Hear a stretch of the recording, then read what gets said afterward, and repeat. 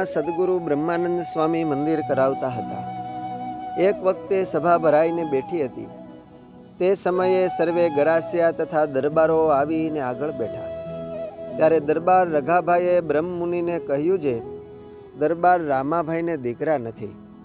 તે તમો શ્રીજી મહારાજને પ્રાર્થના કરીને વર આપો તો દીકરા થાય. બ્રહ્માનંદ સ્વામીએ કહ્યું કે રામાભાઈને 2 દીકરા થશે. એમ વર આપ્યો ને પછી પ્રથમ વખતસિંહજી અને બીજા સરતાનસિંહજી એમ 2 દીકરા થયા. બ્રહ્માનંદ સ્વામીના આશીર્વાદે 2 દીકરાઓ એકાંતિક ભક્ત થયા. કુંવર વખતસિંહજી તો વાસુદેવાનંદ બ્રહ્મચારી પાસે સમાગમ માટે બહુ આવતા અને નિર્માનીપણે બેસતા થકા વાતું સાંભળતા. વાસુદેવાનંદ બ્રહ્મચારીએ વાત કરીને કહ્યું છે, તમો તો રઘુરાજાનો અવતાર છો.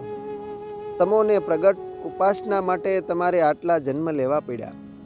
તો હવે પ્રગટની ઉપાસના કરી સર્વ ઠેકાણેથી વાસના તોડી ભગવાન સાથે જોડાવો. આમ વાસુદેવાનંદ બ્રહ્મચારીએ વખતસિંહજીને પૂર્વજન્મનું જ્ઞાન કરાવ્યું કે કેટલીક વાર રાજા થયા, કેટલીક વાર રાજાના સુખ ભોગવા, સ્ત્રીઓના સુખ ભોગવા, દીકરાના સુખ ભોગવા એ દેખાડ્યું.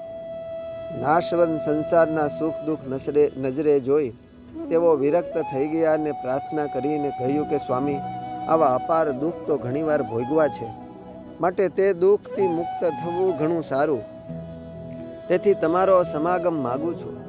તમારા સમાગમે કરીને દેહને વિશે અહમ બુદ્ધિ, રાજને વિશે મમત્વ બુદ્ધિ છે તેનો ત્યાગ કરાવી મને સંતનો સમાગમ કાયમ થાય, જેણે કરી આત્મા પરમાત્માનું જ્ઞાન થાય અને શ્રીજી મહારાજની મૂર્તિમાં મને હેત રહે એવી કૃપા કરો.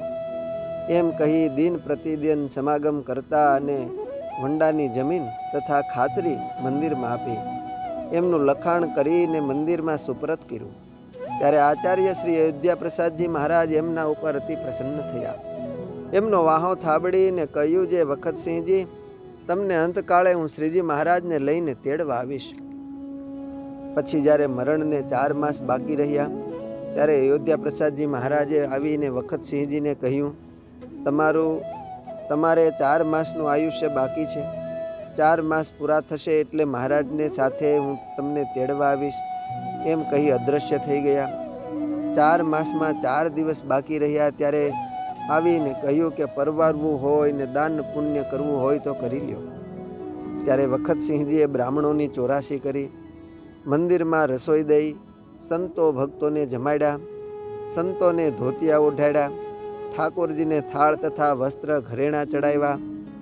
એ વખતે બ્રાહ્મણોને 2000 રૂપિયાની દક્ષિણા આપી. પોતે સ્વહસ્તે અષ્ટમહાદાન આપી સર્વે સાધુને બોલાવી પગે લાગી કહ્યું છે, મારો જાણે અજાણે અપરાધ હોય તો મને માફ કરજો. એવી રીતે વિનય સહિત અતિ નિર્માનીપણે સહુને પ્રાર્થના કરી. ચોથે દિવસે શ્રીજી મહારાજ અયોધ્યા પ્રસાદજી મહારાજ સાથે અનંત વિમાન લઈ તેમને તેડવા આવ્યા. અનંત મુક્ત આવ્યા તે કેટલાક માણસો દેખતા આવ્યા. કેટલીક બાઈઓ જોઈને કહે છે, અહો ભગવાનમાં તો અનંત ચમત્કાર છે. એવી રીતે ઘણા માણસોએ જોયા. આવી રીતે મૂળીના રાજાને શ્રીજી મહારાજ અક્ષરધામમાં લઈ જતા હવા. અસ્તુ જય સ્વામિનારાયણ. સદગુરુ શ્રી તદરૂપાનંદ સ્વામીની વાતો 25માંથી